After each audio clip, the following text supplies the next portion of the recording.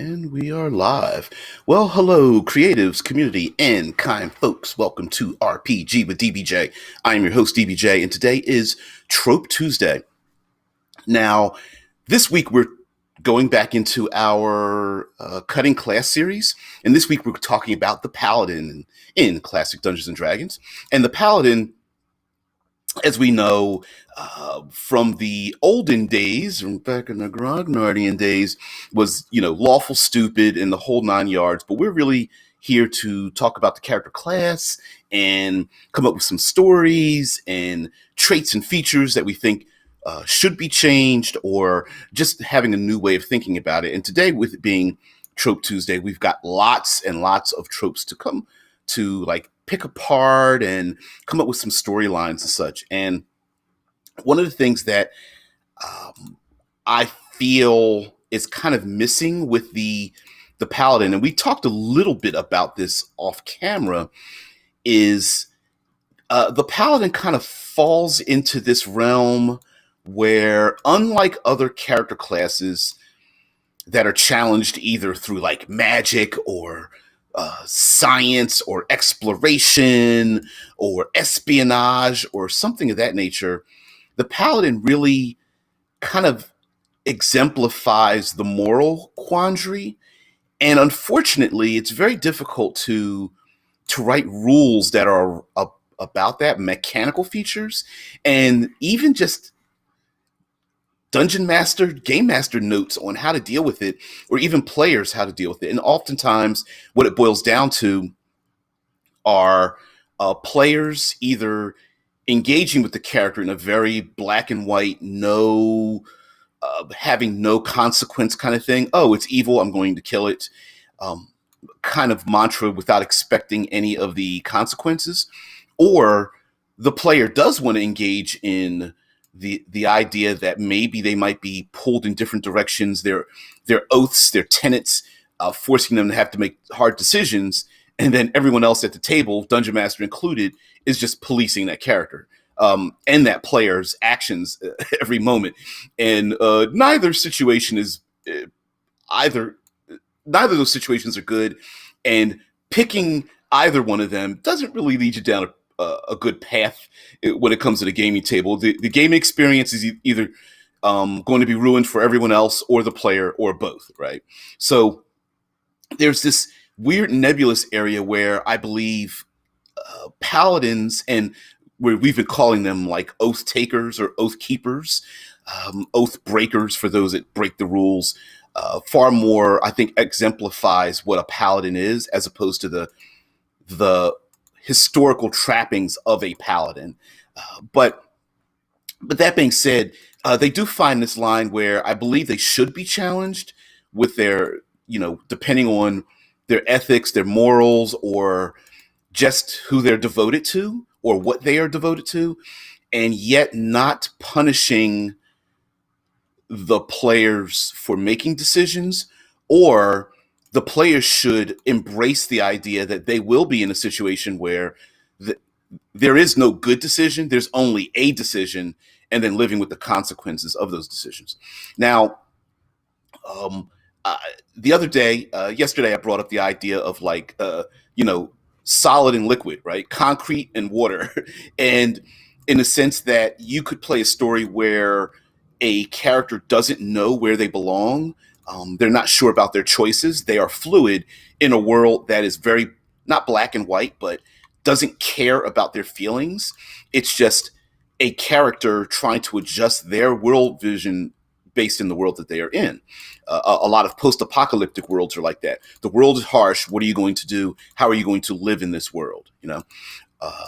Or things have changed. You've landed on an alien planet, or you've moved to a new neighborhood, etc. How are you going to adjust your living in this place that's not changing because of your personality? The opposite way for paladins is that they are the concrete. The rest of the world is fluid, meaning that they want to stick to their guns, but the world keeps changing. And for this trope, I'm going to bring up Captain America. Now, please don't get at me. Hey, what's up? And by the way, good morning there, Cam. Don't get at me. I understand mechanically Captain America isn't quite a paladin. I get it, but he is an oath taker, right? He's an oath keeper. He keeps his word. He has a he may not have grabbed the Green Lantern ring and said the parable or something, but we all know that Captain America, Steve Rogers, has very strong principles. But if you take a look at the cinematic universe, the Marvel Cinematic Universe, you'll see that he hasn't changed, but the world around him has changed. So if you take Steve Rogers, Captain America's origin, you would think that he has a devotion to, life, liberty, and country. Because he's like, well, we're all on the same page. I guess I am devoted to that. And a player character could very well be devoted to, like, let's go with the classic oath of devotion, where, oh, I'm devoted to king and country. And sure, in the beginning, maybe the motivations align. Hey, we are the quote unquote good guys, and I'm fighting on the side of good. But of course, Captain America gets frozen, in the Arctic, and then is unfrozen, and the world has changed. And then the world doesn't align with his motivations, right? He hasn't changed. But yeah, Cam says Cap is definitely a paladin. He's just a subclass with passive buffs, sure, or just reskinned a little bit. I mean, if you think about it, maybe people are better for his presence in many ways, right? Yeah. Oh no, I was joking because there's some people out there that's like, well, no, he's got a shield he can throw. Hey, Vince, what's going on there? But yeah, Cam, I'm definitely with you. Ooh, Infinite. What's going on? Infinite Roleplay says, you either die the hero or live long enough to see yourself become the bad guy. Yeah, we talk. That's definitely a trope when it comes to people who hold on to a tenet more than the results of the reason why they decided to hold on to the tenet in the first place.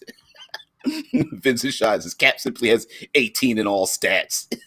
I don't know. He might have like a 17 in intelligence. What a weakling. but in all seriousness, though, if you take a look between the movie, the first Avenger movie with Captain America and the Winter Soldier movie, he hasn't changed, but the world around him has changed. And I think we should leave space open for. Vince says I think he has a photographic memory. Ooh. Okay, all right, I stand corrected. I do stand corrected. He's extremely perceptive and remembers lots of things. So I'll give that to you. He given that he's not a scientist, he's able to think things through very quickly, getting to the point, i.e. the elevator scene. Cameron says, Cap definitely buffs his party. Many heroes have said that when he shows up, they know they can win. Oh, yeah. Yeah, like Vince says in the first movie, he could memorize a huge map with a single glance. I hadn't thought about that. Yeah, and he's a great problem solver. So absolutely. And if you think about this, when he wakes up in the current world, he okay. Oh man, trying to describe this.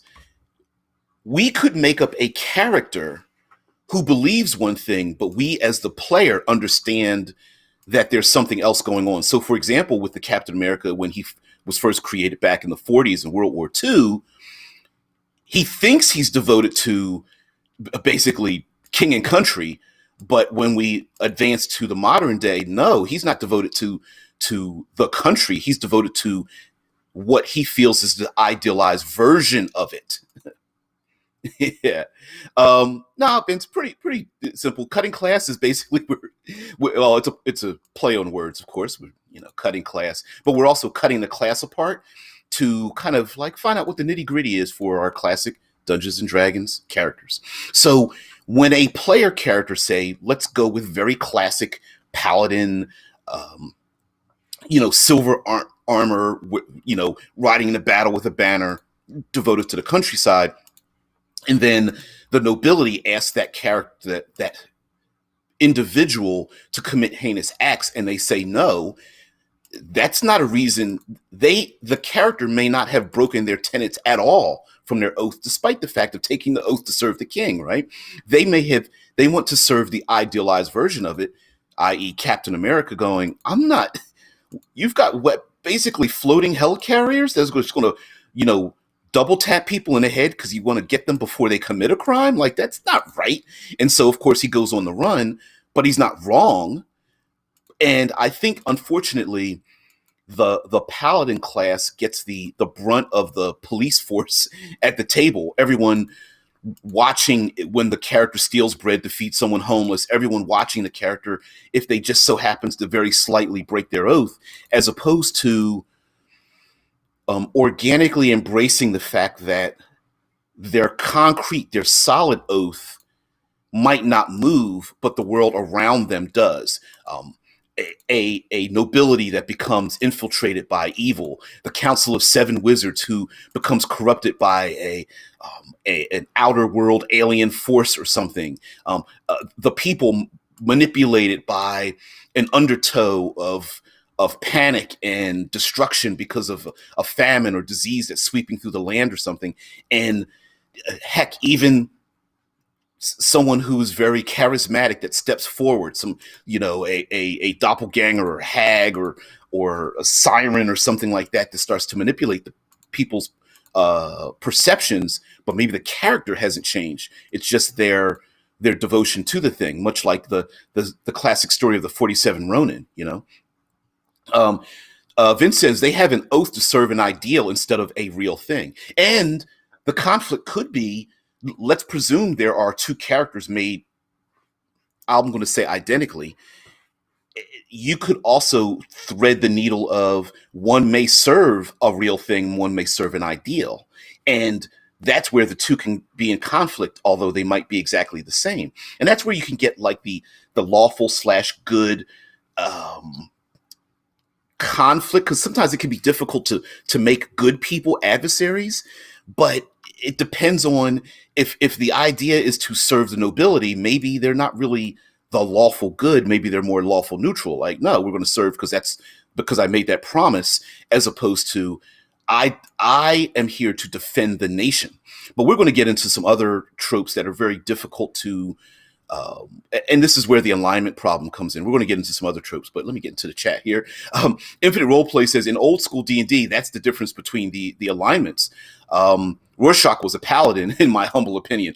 Yeah, he took an oath, and it didn't matter whether he lived or died. He was going to stick to it, despite the world shifting and changing around him, or rather, other people not seeing the world through his eyes. So yeah, I'm with you on that. I'm definitely with you on that. And Rorschach is a good example of where I'd like to go with this idea of not evil paladins, but difficult to alignmentize a paladin, but they still make great characters. Vincent says paladins are really hard to play well. Having a principle you stand by and don't go away from is hard, no matter how all-encompassing it is. Absolutely, because it can put you in. The oaths are almost designed to put you in a situation where it's hard. It automatically puts you in a state of defensiveness, right? Like, hey, let's say you're devoted to telling the truth, and you don't want to give away the location of someone that I don't know, killers are trying to kidnap and or kill. What do? Do you tell them the truth or not? And if you don't, you've broken your oath. If you do, this person might be murdered, right? So yeah, tired, needs sleep. That's all right. Yeah, you just woke up. I'm picking with you. Vince says, even if everyone is telling you that something wrong is right, even if the whole world is telling you to move, it is your duty to plant yourself like a tree. Look them in the eye and say, no, you move. And oftentimes, I don't really want to associate this with too many real world things, but like a cleric and a person who has like religious faiths, or the whistleblowers are very much in that neck of the woods, right? Screaming at the top of their lungs, this is wrong, or no, I'm not going to change the way, I'm going to move, or the person who's like, lives in a home that they're going to knock down to make way for the big mall, but they want to hold, or the farmer that doesn't want to sell their land, and I understand that that's not necessarily an oath, although you could claim like an oath for family or legacy or something. But oftentimes the world starts to change so much that their oaths don't align with the real world. And then they end up looking, unfortunately, the oath keeper starts to look more and more fringe, and that's a shame. Yeah, Cameron says, "Did you ever read the Marvel Civil War?" Cap's drive to fight was very, very deep, and it tore him up. It was way more intense than the movie because they had time to really delve into it. Oh hell yeah, yeah, and it's true, right? Because Captain America, you would think, is like, I'm going to serve the president and I'm going to serve the military, and he's just like, no, I serve the ideal of what it is, not the thing, Yeah, Laban says, "You tell him the truth. Truth us, I ain't gonna tell you." Exactly. Yeah, he says, well, you always have to tell the truth. Although, in many ways, the strength, the reason why they get special abilities, is because the strength of their oath, despite the storm sweeping over them, is that they can plant their feet in the ground and are unmoved. And it's that dichotomy of it. Vince says, I think it also depends on how the GM handles the paladin in the world.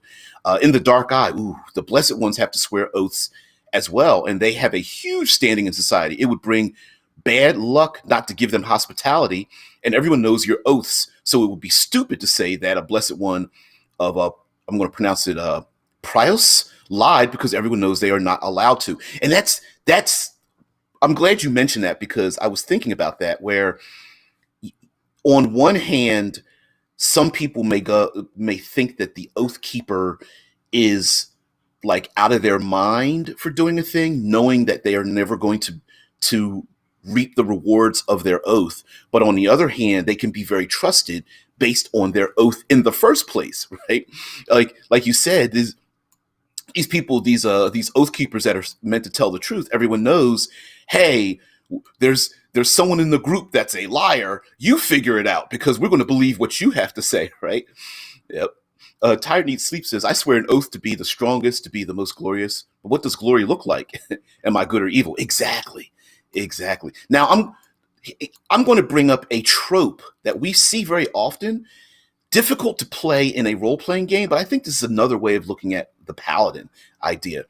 I'm gonna go on two sides of this, so I'm gonna juggle these back and forth. The one is the trope of the black ops agent, right? The Jack Bauer, the soldier that goes behind enemy lines, the non-badge wearing agent of a government or a faction to do a good thing, who performs many heinous and evil acts in support of their country. I'm looking at, like, what's something very popular? Ethan Hunt from Mission Impossible, James Bond, even in some ways, or I would say Jack Bauer from 24. Like, these are characters. It's very difficult, because then you start thinking, like, well, are they lawful? Hard to say. Are they good? They do some pretty evil acts, but at the same time, maybe they don't fit into an alignment, but their motivation, their oath, is to a higher ability. It's almost as if they have martyred themselves or their souls to do a thing, like a code of honor. Yep. Well, Infinite Roleplay says, rather than law or alignment, good or evil, I've always felt that paladins should always serve a code that cannot be broken. Kings and such implement the idea of oath, and we did talk about that. Like, is it written down? Is this historical? Like, do you repeat the same words, or is this a personal, private? I've seen evil, or I've seen things done, or I've joined a group of fellow like-minded individuals, and I'll never break the code against them. Now, I talked about the Black Ops agent. Here's another oath that's a nebulous one, where you kind of have to discard alignment, and that is the honorable criminal, the individual who lives outside the law, but they are devoted to the service of a criminal organization.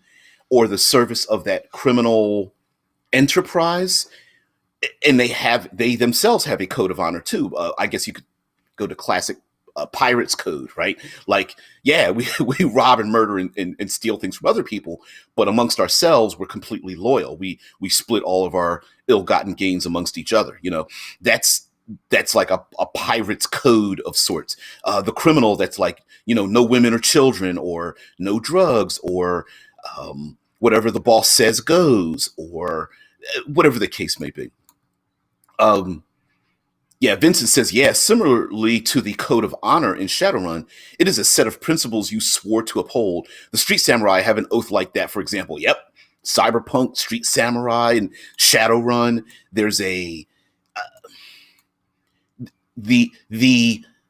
honorable dispensation of violence against other individuals that are in your similar field of combat, like two mercenaries that are walking around with heavy armor and automatic weapons, looking at each other, and mono vibratory blades or something. Like, yeah, what's up, man? And you're like, hey, the other lady's like, yeah, what's going on? And you're like, we're probably going to get in a conflict later on. And like, yeah, we're going to be on both sides, but for right now, let's get a drink, right? But later on, they might kill each other, and the two people that have hired them are like, why don't you kill each other right now? Like, what the hell's going on?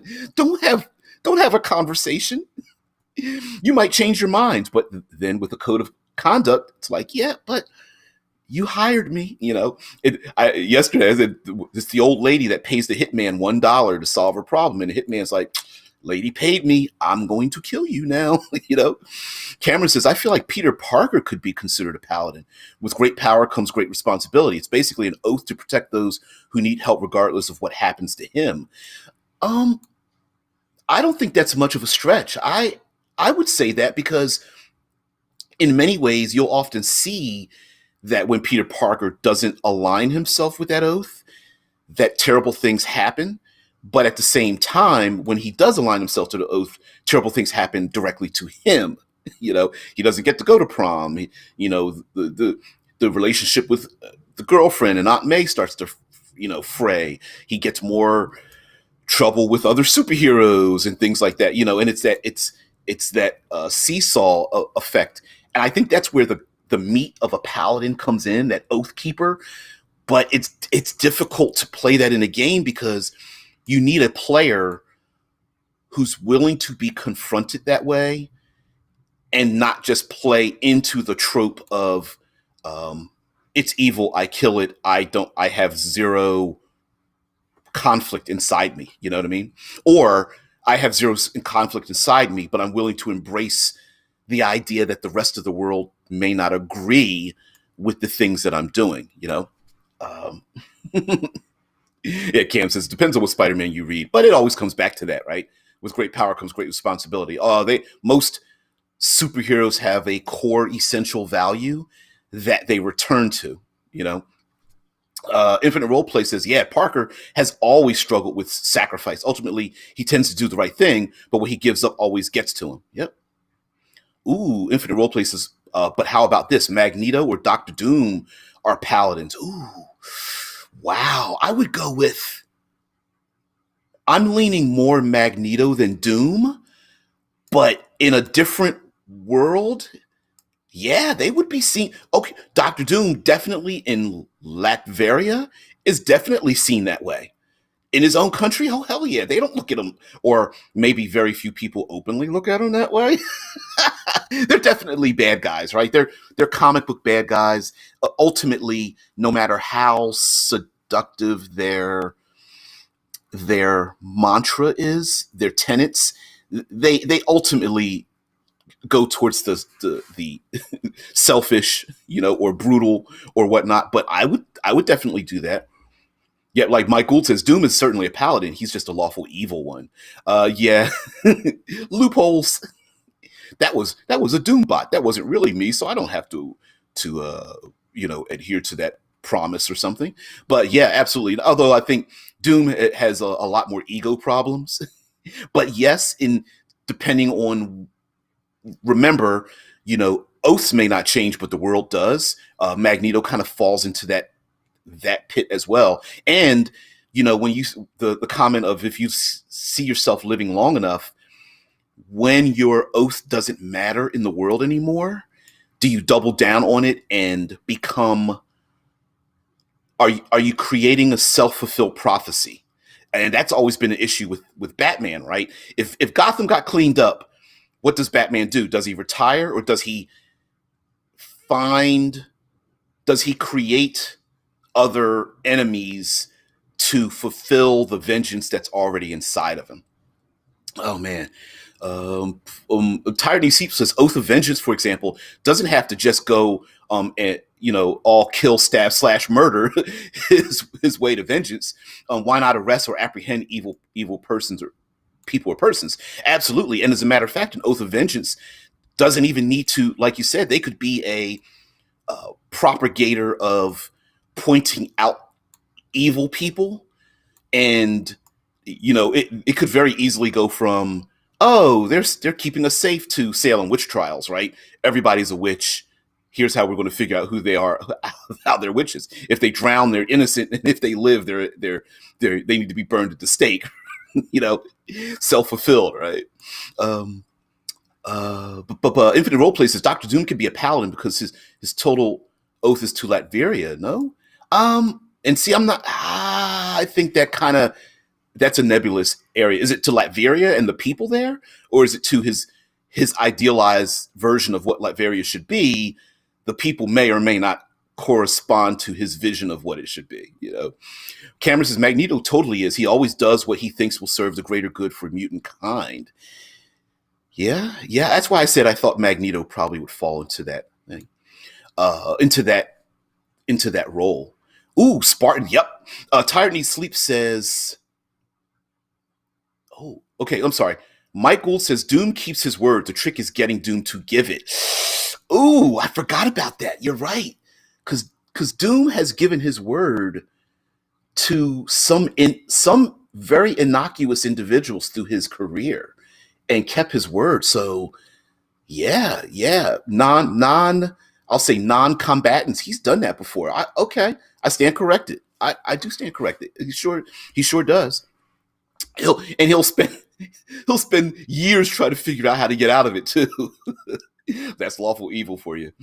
Tired Neat Sleep says, could a Spartan, say one of the 300, count as a paladin?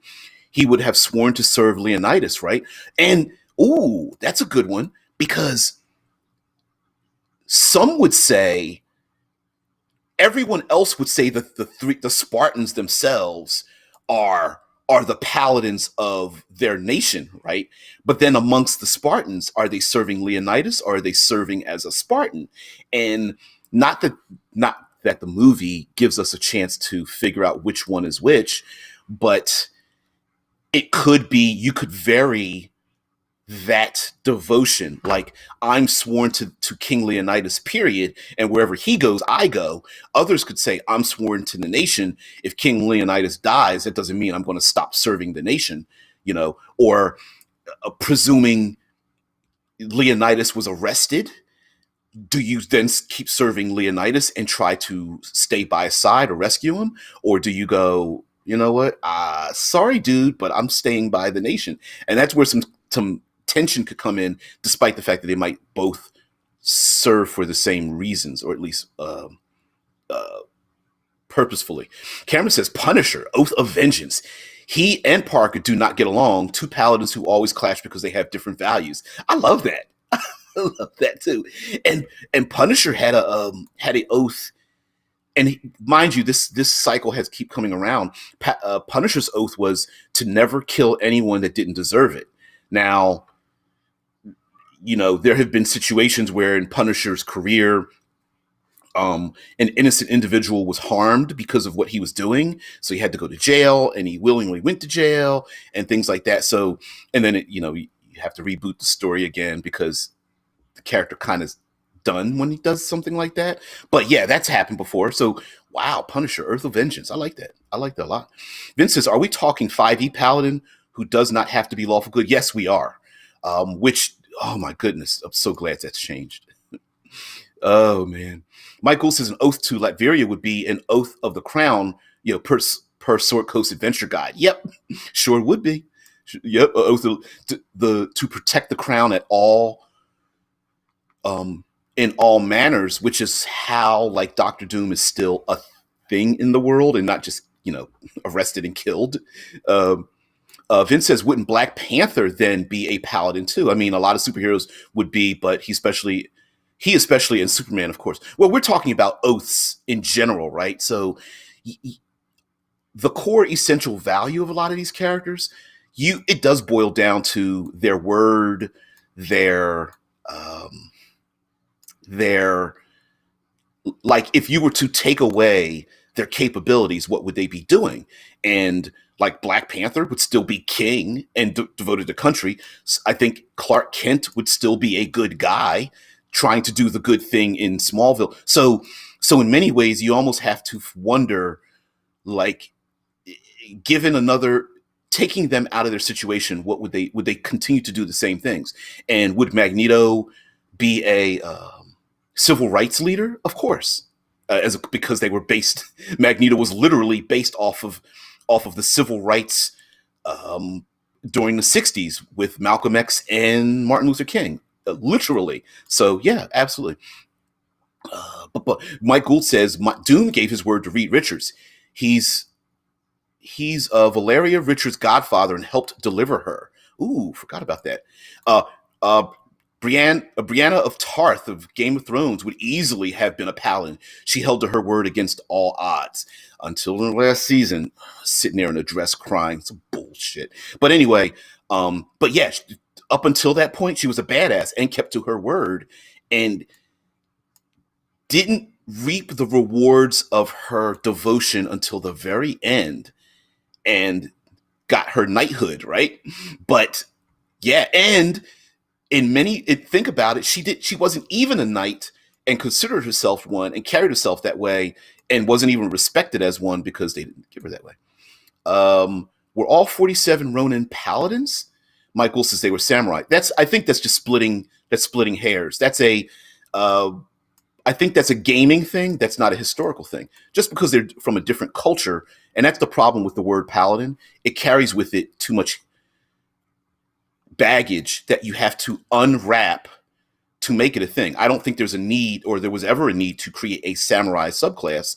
I think the word paladin is an incorrect term because it assumes a Eurocentric history to it, as opposed to, say, an oathkeeper, or a fighter. Like, a fighter has no cultural baggage to it. So, but yeah, whatever. But it's a legacy thing, so it's going to stick around anyway.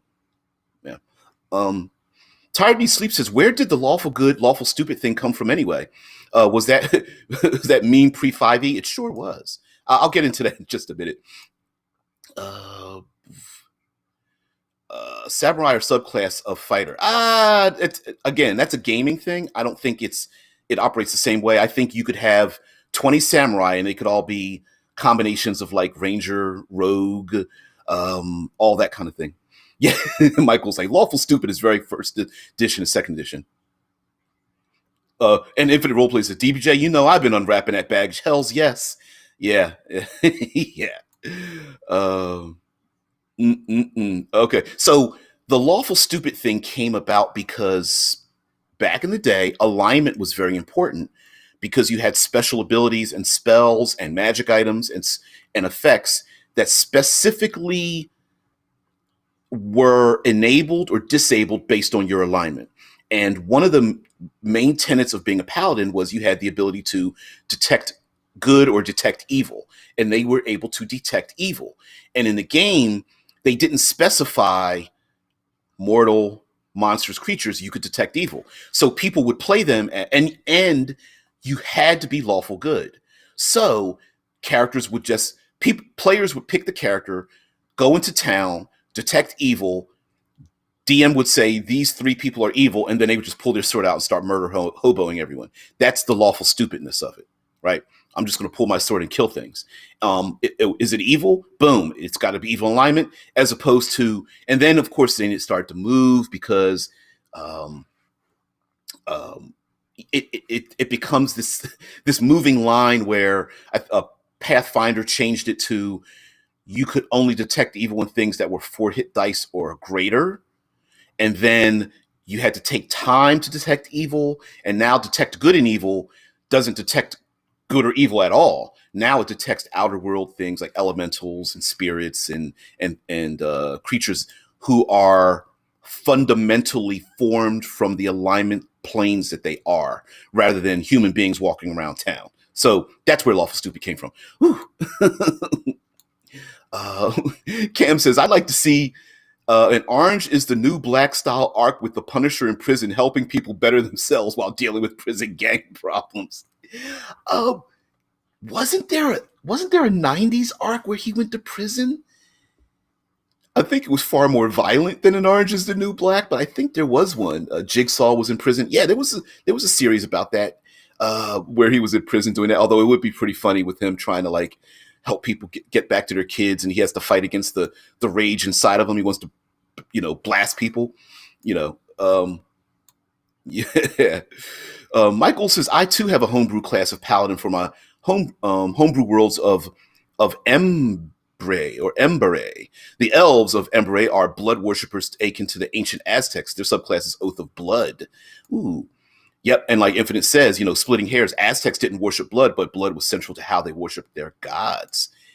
Yeah, and the thing is, that's always been my pet peeve about like terms like warlock, paladin, bard, because it comes with its a historical context that may not fit within the contextual relationship you have with the world. Like um uh, if you are from a culture that has nothing to do with knighthood, that doesn't mean you don't have paladins in your world, or excuse me, oath keepers in your world that would have the exact same capabilities, maybe just recontextualized for that. Like I mentioned before, you could be an African Zulu warrior. That doesn't mean you're not a paladin. It just means that you don't wear armor and go to tournaments. And although you could still have tournaments in Africa, but you get my point. But anyway, the oh man, yep.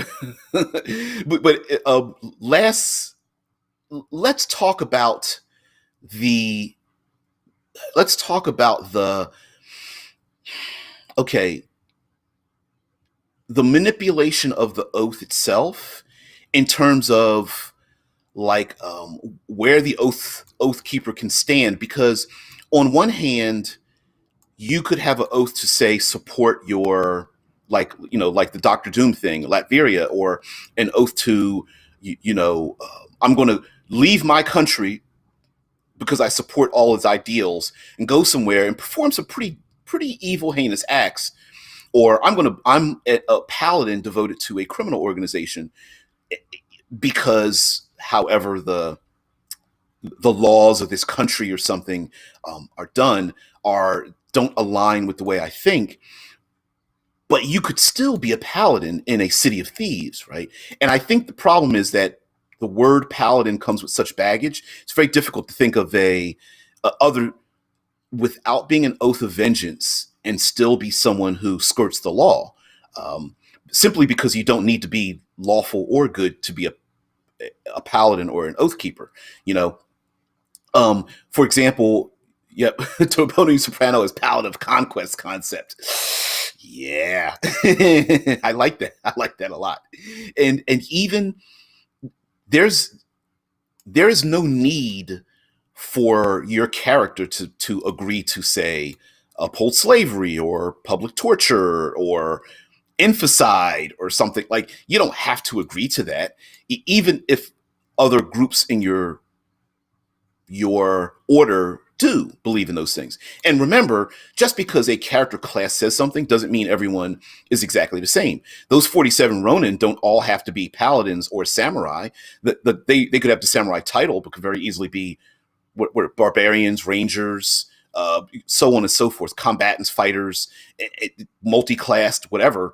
Um, they can all just be different versions of a thing, even though their titles may say something. Like a cleric makes a perfect knight in a paladin's order, or a heck, even a sorcerer, someone who is blessed by the gods to join us in our quest for good. And they're like, sure, I'll get on a horse and carry a lance and a banner. Why not? Cameron says samurai have to swear oaths to their lords. Even Ronin made oaths before they were released from service, causing them to become roaming fighters for hire. Honor means everything to a samurai. And in many ways, the story of the 47 Ronin is a perfect encapsulation of not jumping to conclusions, because PC is ordered to do something. PC says, I'm not going to kill those villagers.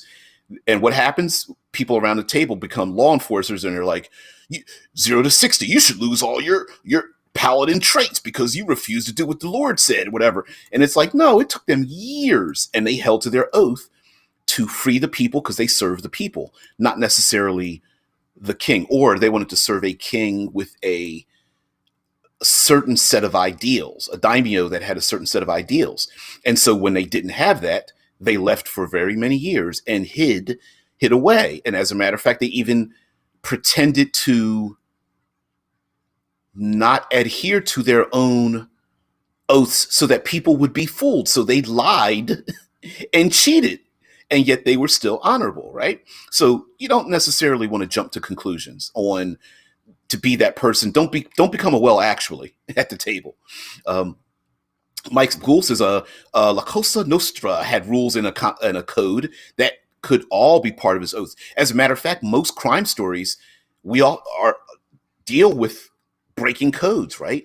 Where the old way of doing things doesn't align with the new order. The young people who are like drive-by shooting in the streets, selling drugs to kids, and the old guard is like, that's not how we did things, because we had a code, no civilians, it's just us against them. Or what's the other code? Being a made man is another La Cosa Nostra mob ideal, where you can strike back at anybody, but you're not allowed to strike at a made man. And when you became a made man, the other criminal factions who were against you honored that. We're not going to, put a bullet in the back of your head. We'll do it with your friends and family, but not you, or even they would even leave the friends and family alone. Don't go after someone's grandmother. Oh my God. In part of the mob, you never did that. Tired Neat Sleep says English Civil War? Cavaliers swearing an oath to King Charles or swearing an oath to Parliament. Yep. And a lot of times those oaths might have been temporary. We often don't think about the Paladin's oath being a thing that could change or could change their scope, but the spreading of the Roman Empire probably had a lot to do with the Paladins of their group spreading about across the nation, where first I'm loyal to my captain of the guard. Now I'm loyal to maybe a local regent.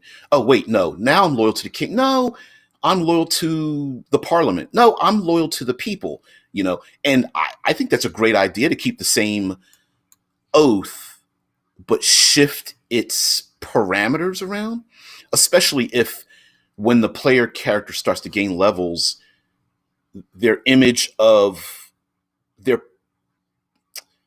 their perception of the world gets bigger. So on one hand, two oath keepers, one is devoted to their village of 50, another is devoted to a nation of 10,000. And the two could be in conflict with each other, but they are both devoted to the same ideal. I want to protect my 50. I want to protect my 10,000. Maybe the one protecting 10,000 is like, those 50 are going to have to stay outside the city gates because we need to close the gates to protect our country. And then the one over 50 is like, well, I'm not coming into the gates. I'm going to protect the 50 because I swore an oath to protect them. And so you could have two lawful good people wanting to come at odds with each other. Infinite Roleplay says, how close is Geralt from Witcher to being a paladin? I've always gotten the sense that he hates being good, but he just has to. The reluctant good guy, yeah. The one who's always shaking her head like, oh, really? Again? Like, I really don't want to be the good guy again. Yeah, I get that a lot. Yeah, I get that from that character. Absolutely, absolutely. Um, Michael says, "Dear gods, now I'm seeing a broken down dwarf hermit ancient paladin that rides a mule and carries a war pick. The crazy miner that found his purpose alone. Just him and Bertha and the mule. Hells yes.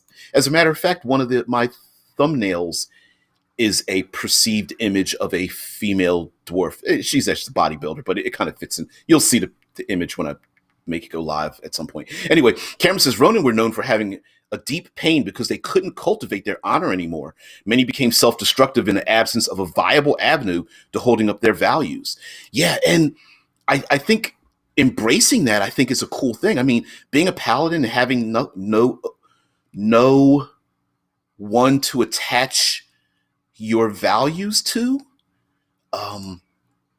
is a thing, right? And a lot of times those individuals, the Ronin, will gravitate towards something, you know, and you could very easily go, well, how do I play a paladin? How do I play this good guy in a group of evil people? Maybe their oath is to their sister, or their oath is to achieving a greater good so that they can travel with a group of cutthroats and thieves, sacrificing their own, embracing the pain of their own soul as they perform more and more evil acts, understanding that at the end of it, they willingly will give up their lives for a thing.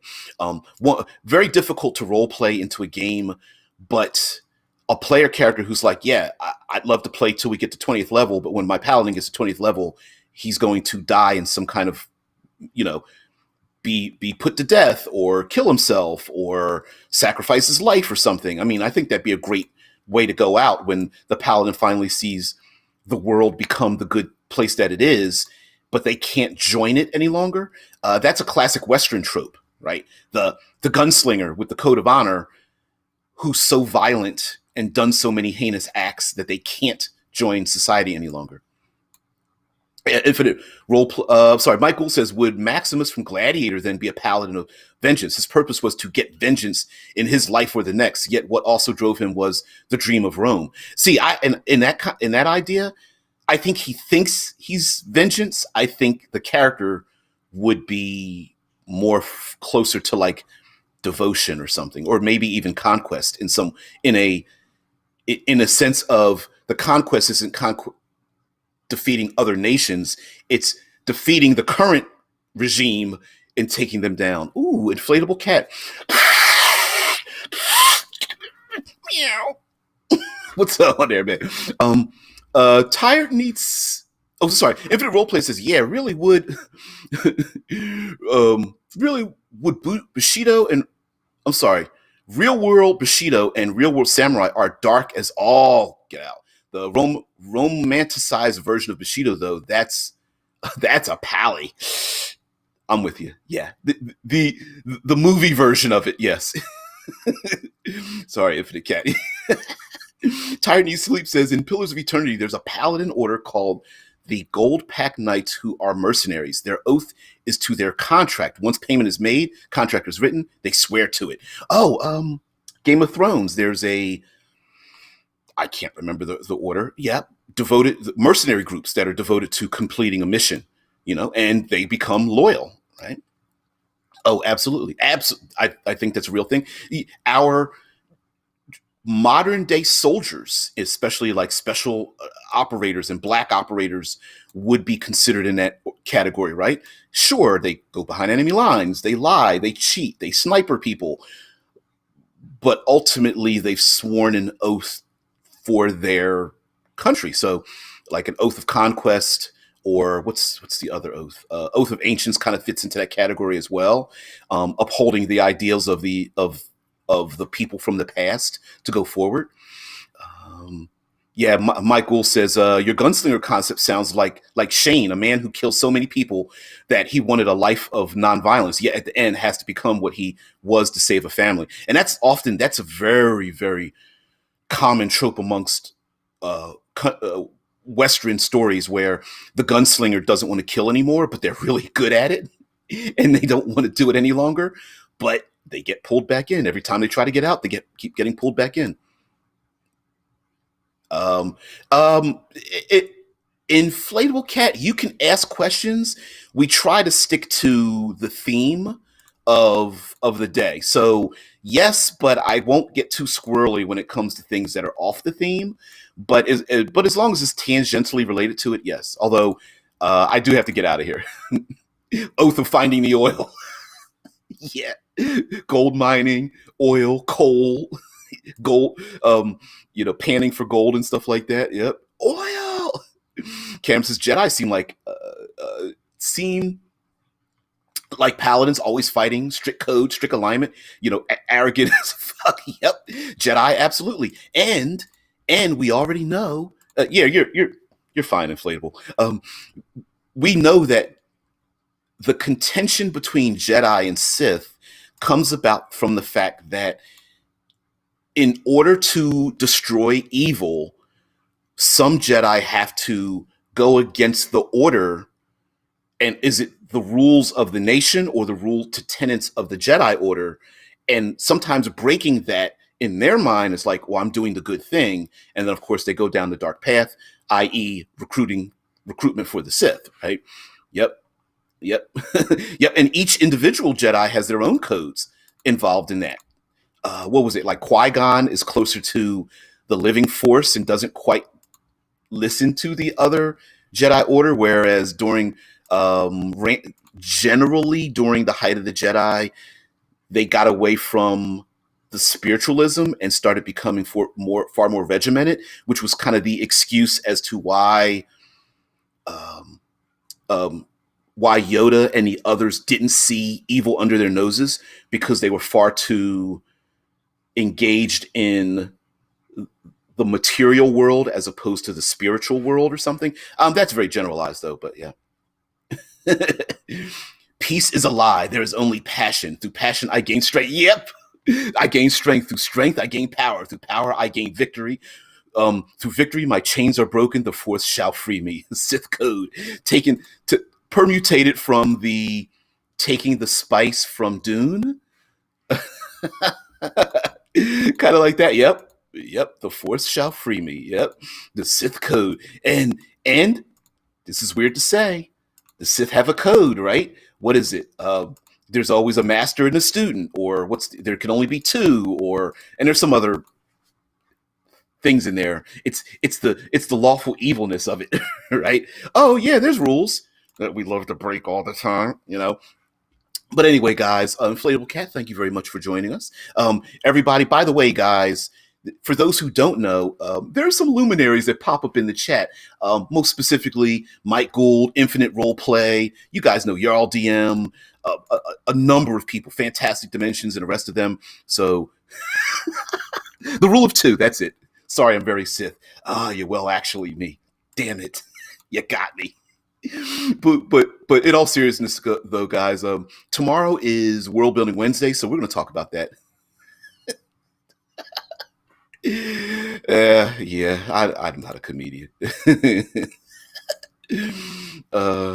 You guys have a great one. I've got to head off to work. This show goes live 6 a.m. Eastern, EST, EDT, Eastern time. So everybody, will I ever graduate from DBJ University? Depends. What are you willing to give the professor? That sounded dirtier than I wanted to. Ooh, sorry about that. Maybe I shouldn't have that kind of relationship with my students. Yeah, exactly. Ew. I've got absorbent towelettes if that's what you're looking for. Anyway, let me get out of here. You guys have a great one. I will see you later. Hey man, I'll see you tomorrow on World Building Wednesday. See you. Bye. Yeah. Oh shit.